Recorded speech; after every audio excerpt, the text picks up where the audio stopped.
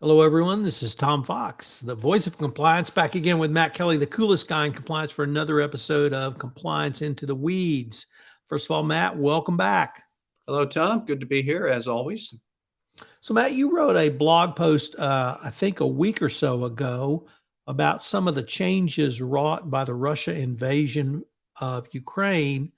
I would say around compliance, but it really a greater business risk scenario. And I wanted to see maybe we could visit with you and tease those out a little bit today. Sure. So I can set the scene for everybody here today. This was a podcast or a podcast. This was a webcast that was part of the Ethics and Compliance Initiative's 2022 conference. It was a virtual conference this year, but they had this webinar session about sanctions, compliance, cybersecurity risks, and how they have all been challenged by Russia. The two speakers were Leo McKay. So Leo is the head of ethics and compliance and enterprise assurance at Lockheed Martin. He is an excellent thinker on these issues. And Luke Dembowski, he is a partner at Debevoise and Plimpton.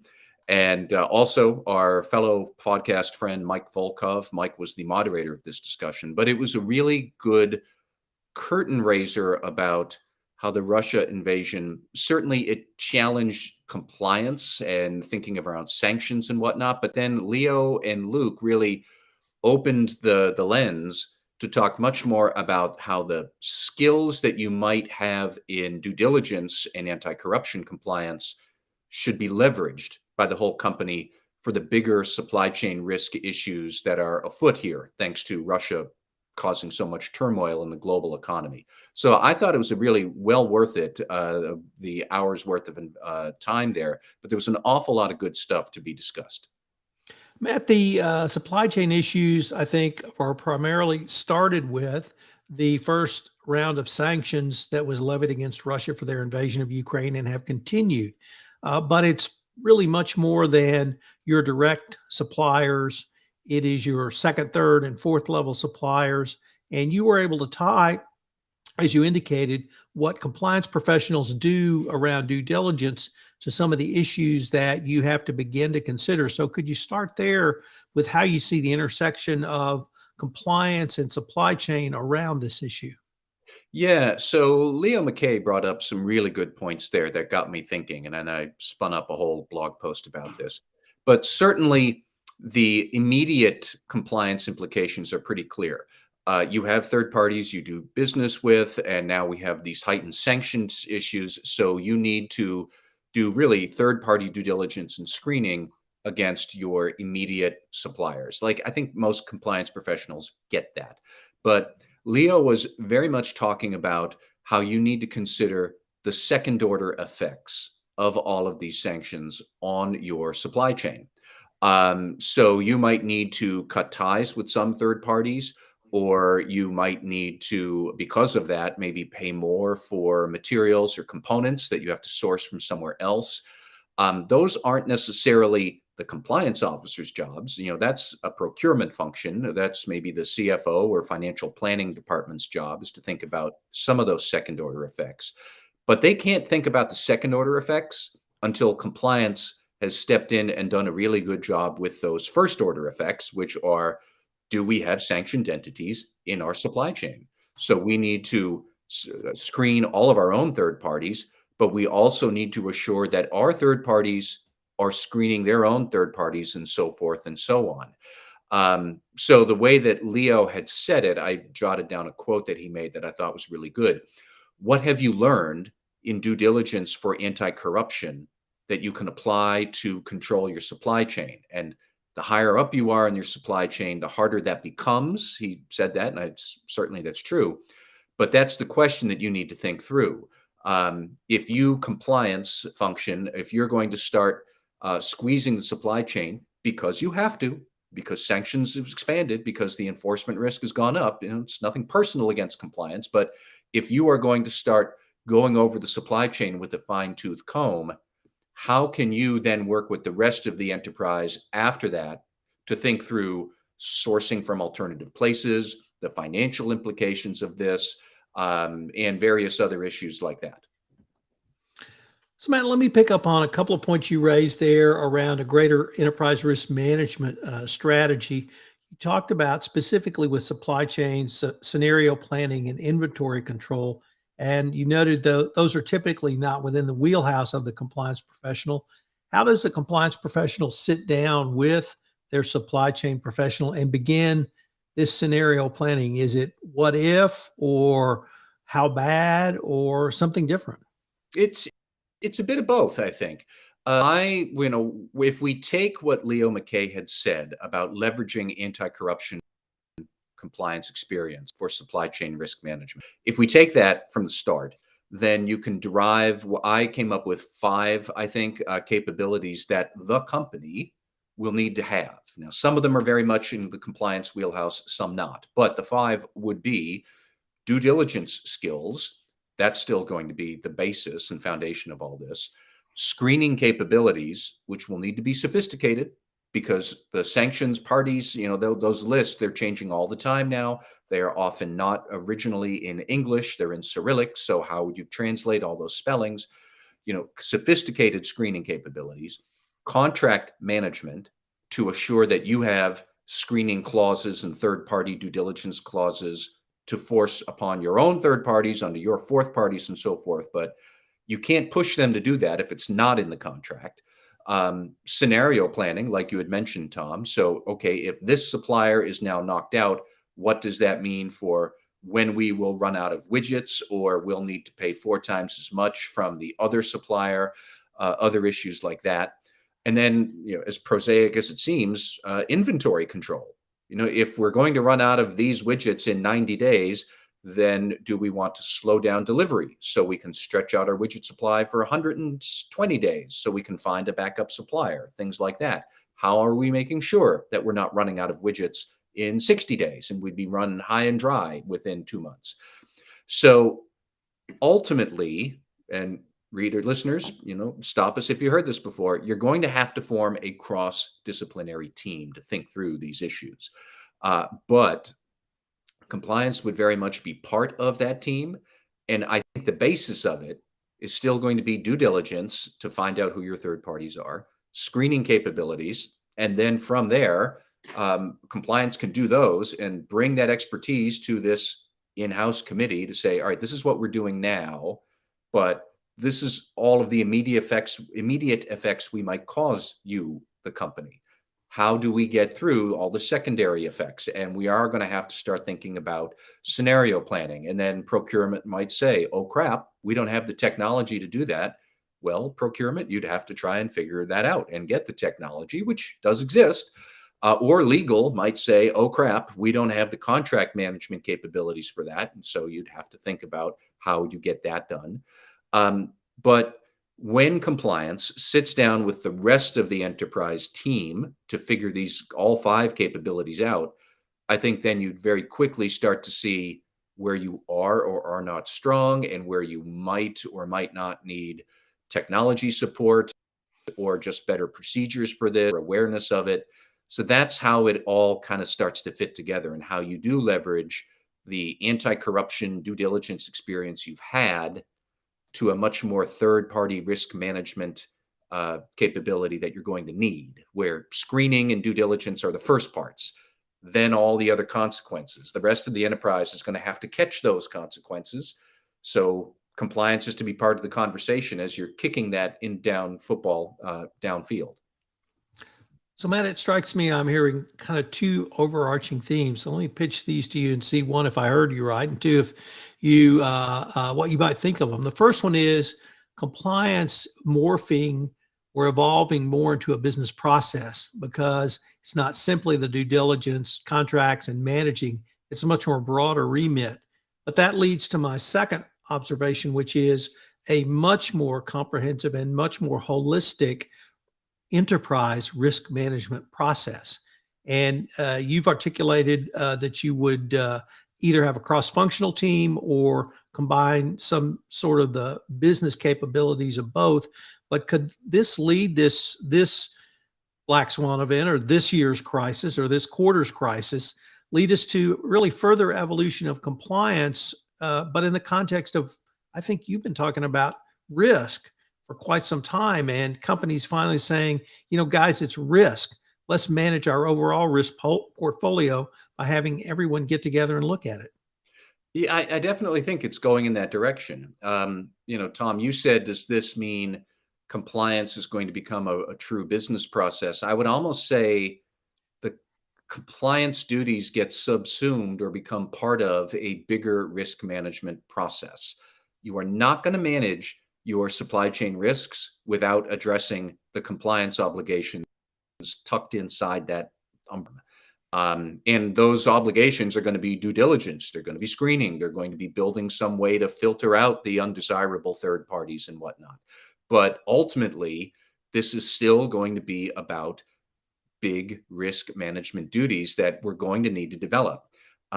If anybody listening is feeling a little queasy about what you and I are talking here about today, Tom, like, I want to be clear. I don't think a lot of companies have really developed a very strong, mature approach to this yet. I think that we are somewhere between the infancy and the toddler stage of this, but nonetheless, this is where it's going to be going probably for the next decade or so, is this ability to identify risks in your extended enterprise, which are largely going to be in the supply chain, and then being able to detect them, understand their significance, and then respond to them somehow. Sometimes they're really going to be very compliance driven. We have a supplier who is terrible at cybersecurity. We have an intermediary agent who is terrible at anti-corruption. We're going to kick them out. But sometimes they're not. Sometimes it's going to be much more compliance starts it. We have a key supplier who's based in Russia and we're not going to use them anymore. That's easy to figure out that we have to screen them. But then the consequences of it are going to be very difficult. Well, crap, now we can't get our titanium for our next generation widgets because most titanium comes from Russia right now. So how are we going to manage that new threat? Where are we going to resource it?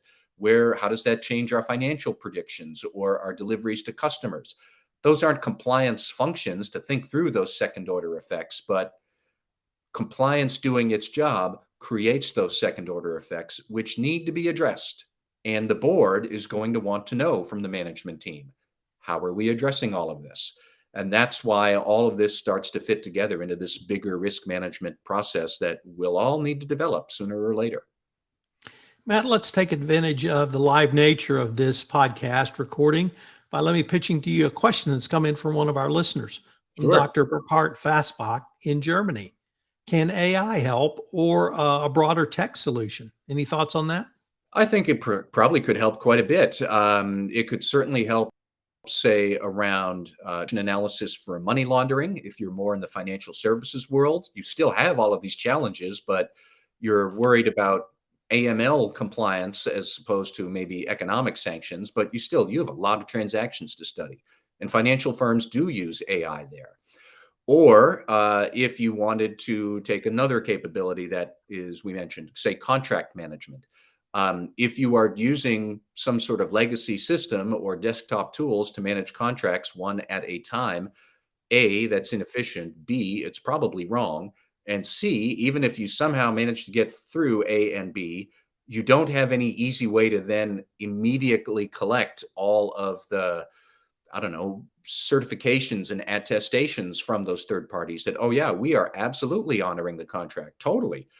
Even if they're telling the truth, which how many of them really are, we don't know. But if you don't have any easy way to collect evidence from all of those contracts and which ones do have the terms you need, which ones don't, which vendors are living up to their terms, which ones are not, contract management automation technology, that is absolutely a thing that can be done. It's out there. Some large companies already use it. So that would be another example of how could you automate some of these workflows that are very much going to be part of risk management. Matt, there were two words you used in your blog post that struck me that I'm not sure I've heard you use in this podcast, and they were scramble and pivot. And I wanted to use those to ask, during the Trump administration, we saw economic sanctions sometimes literally change during the day. Yep. And it was a huge amount of increase in economic sanctions, and trade compliance professionals had to be very nimble and very quick. Is this situation we're in now after the Russian invasion similar to that? building upon that, or really an exponentially something different? Oh, I think this is worse than that. I mean, it's the same basic dynamic, but honestly, these days I have seen the sanctions lists against Russian nationals and Russian interests change multiple times through the day. They have been updated. Plus, we still have a day job managing economic sanctions against Iran, North Korea, Syria, and a bunch of other places, and individuals who may or may not be on terrorist watch lists and whatnot. So I definitely do think that this is that same dynamic of the use of sanctions, just accelerated or exponential or on steroids or whatever adjective and metaphor you want to use. But really, it's all about your ability to screen new requirements quickly. And as much as the sanction list might change every day, so does your customer base, especially if you're in financial services. That changes all the time too. So there really is going to be a lot of pressure to be able to, like I said, pivot very quickly. Not even just within the compliance function. Do we have the tools and capabilities to do all this due diligence and screening right away? But in the rest of the risk management function, do we also have the ability to scramble and pivot to address all the second order effects?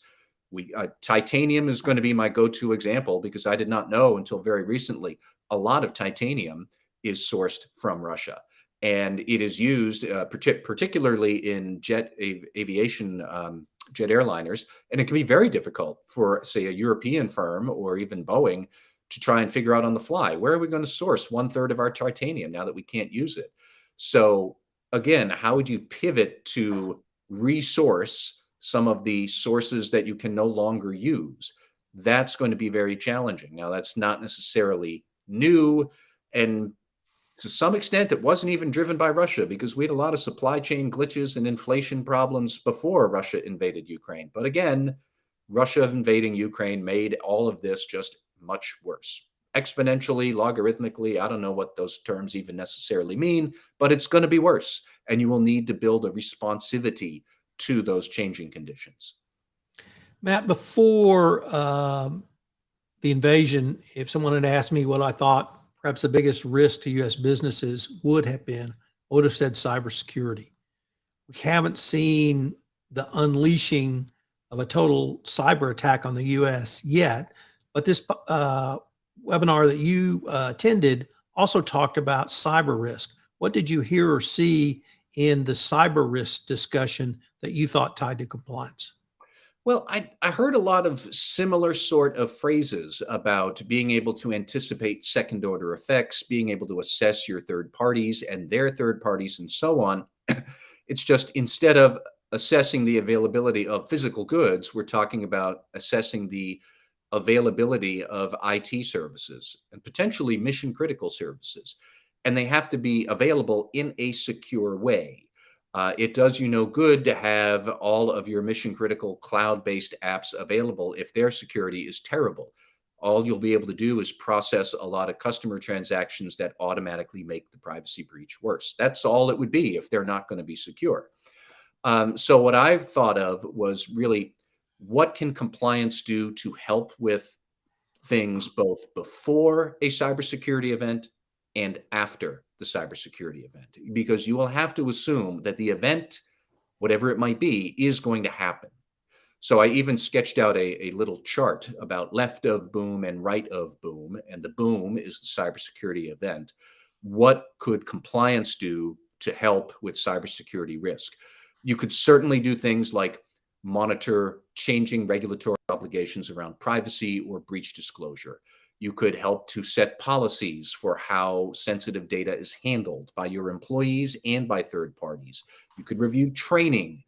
You could respond to internal complaints on the hotline that something is amiss with one of your IT service providers. That's all before the mess. Then, boom, the mess happens.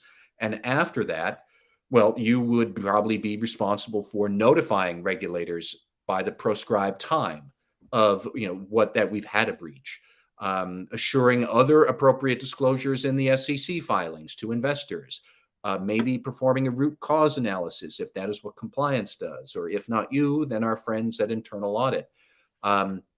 assuring that you can terminate problematic third-party service providers and whatnot. Those would be things that maybe compliance would do after the mishap, because IT security is probably still going to have its hands full trying to remediate the technical damage and improving controls or tracking down data, things like that. So, Matt, there's several other things that come to mind based upon what you heard at this webinar and what you wrote, but perhaps we could save those for another podcast. This has been a great exploration of a truly watershed event and what it may mean going forward. So I look forward to continuing this conversation. Well, Tom, we owe a credit to the webinar speakers there, but yes, it was good, and we have a lot more we could discuss later. Thank you.